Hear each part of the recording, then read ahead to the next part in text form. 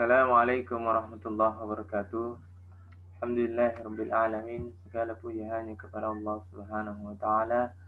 Salawat dan salam senantiasa tercurah kepada junjungan Nabi Allah Muhammad sallallahu alaihi wasallam. Alhamdulillah hari ini kita kembali berjumpa pada mata pelajaran prakarya dan informatika. Pada pertemuan yang lalu kita sudah membahas tentang operasi dasar pada sistem operasi Windows.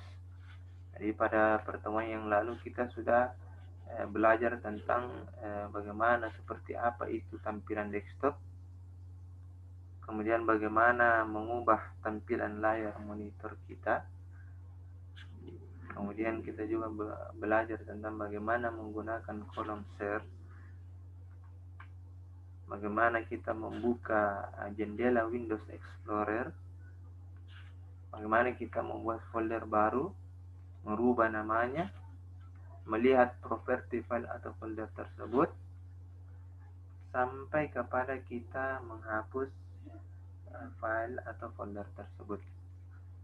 Jadi pada pertemuan hari ini kita akan melanjutkan kembali materi kita, yaitu membuat dan menghapus shortcut. Jadi tahukah Anda sekalian yang dimaksud dengan shortcut? Jadi coba kita perhatikan tampilan desktop. Yang mana itu tampilan desktop? Ini tampilan desktop ya. Ini tampilan layar pertama ketika kita menghidupkan komputer, itulah yang dikatakan dengan desktop. Tampilannya desktop. Jadi pada desktop ini banyak icon-icon. Yang mana icon inilah yang dikatakan dengan icon. Ya, icon. Jadi banyak icon di sini. Nah, icon-icon di sinilah itulah yang disebut dengan shortcut.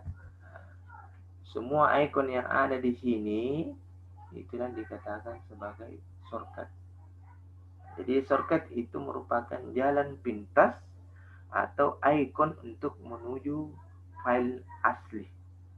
Jadi shortcut ini berguna ya, sangat berguna untuk mempercepat akses kita terhadap suatu file atau aplikasi tanpa kita harus tahu di mana file atau aplikasi tersebut disimpan. Nah, misalkan kita ingin membuka file yang berada pada ini, misalkan kita membuka file ini.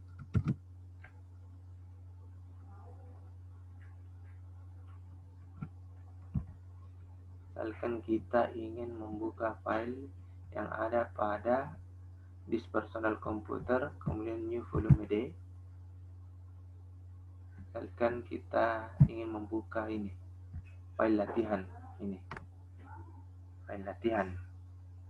Nah, untuk mempermudah membukanya, kita dapat membuat shortcut di desktop sehingga kita dapat membuka file tersebut tanpa harus membuka beberapa folder tadi. Jadi beberapa folder tadi untuk membuka file latihan ini kita harus membuka dulu disk personal computer, kemudian masuk ke new volume D, barulah kita ketemu dengan file latihan ini. Nah, itu membutuhkan waktu ya. Akan tetapi melalui shortcut ini, jalan pintas ini, kita bisa membuka file latihan ini tanpa membuka beberapa folder tadi ya. Caranya seperti apa? Yaitu kita membuat shortcut aplikasi daripada file latihan ini. Caranya ialah arahkan mouse ke desktop ini, bebasnya mana saja area desktop ini. Kemudian kita klik kanan, kita pilih new, kemudian kita pilih shortcut. Nah, di sini ada tulis shortcut. Nah, silakan pilih lokasinya di mana. Kita tekan browse, kita tekan disk personal computer, kita cari tadi di mana tempatnya latihan. Dia berada pada new volume D ya, ini volume D. Lalu kita cari latihan ini, kita klik, kemudian kita pilih OK, kemudian kita pilih next, kemudian kita tulis di sini namanya latihan saja. Kita perhatikannya di sini ikonnya belum ada ikon daripada file latihan. Setelah kita klik finish, maka akan muncul shortcut latihan pada tampilan desktop ini ya. fill finish. Nah, ini ya. Maka secara otomatis shortcut daripada file latihan ini akan muncul pada tampilan desktopmu. Seperti itu ya, bagaimana kita membuat shortcut. Kemudian kalau ada yang bertanya, Ustaz, bagaimana kalau kita ingin membuat shortcut dengan objek yang berbeda? Kalau ini tadi objeknya yang berupa file Microsoft Word yang bernama latihan, file latihan. Kalau kita ingin membuat shortcut dengan objek yang berbeda, bisa saja, yaitu dengan menggunakan cara seperti ini ya. Misalkan kita buka Windows Explorer, kita arahkan ke This Personal Computer, ini volume D. Misalkan kita ingin membuat ini shortcutnya Ibu Ati Umul, ini kita ingin membuat shortcut ini. Caranya kita klik kanan saja, kemudian kita pilih send to, kita pilih desktop. Ini di sini ada create shortcut. Jadi kita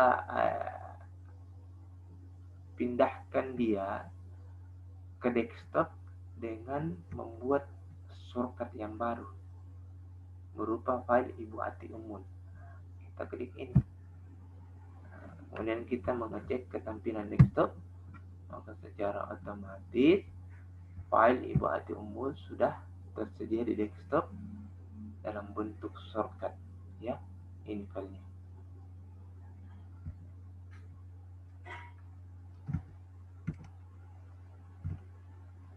Ini filenya.